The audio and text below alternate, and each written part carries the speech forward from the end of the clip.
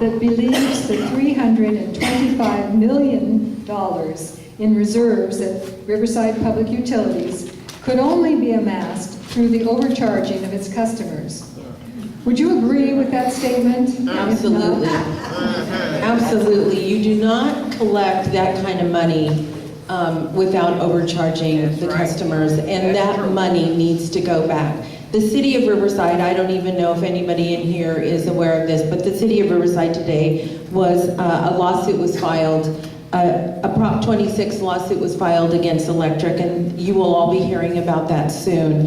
And the problem is that the City of Riverside has used public utilities as their own piggy bank. And that's why they keep on raising our rates, and they say they're going to raise our rates in October. And I can assure you that they will not, because I will go there every Tuesday and they will not raise those rates as long as I'm standing in front of them exposing what they are doing. But we need help, and we need somebody in that office of mayor so all this nonsense can stop. Our city manager just said that they had for 10 years an expenditure problem. They were spending money like crazy. Thank you very much. Nancy.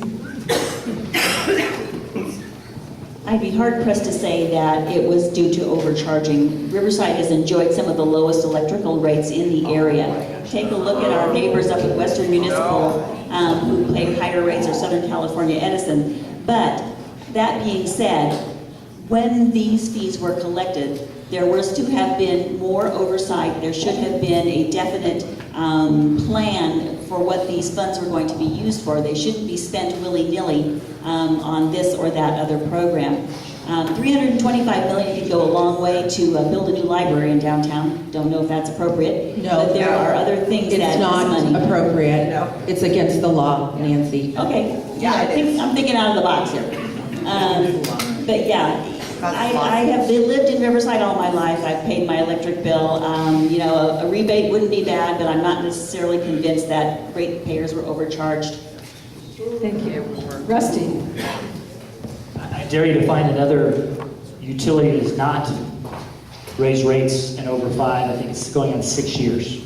What other utility has not raised rates for the last 6 years? Riverside has not raised our rates.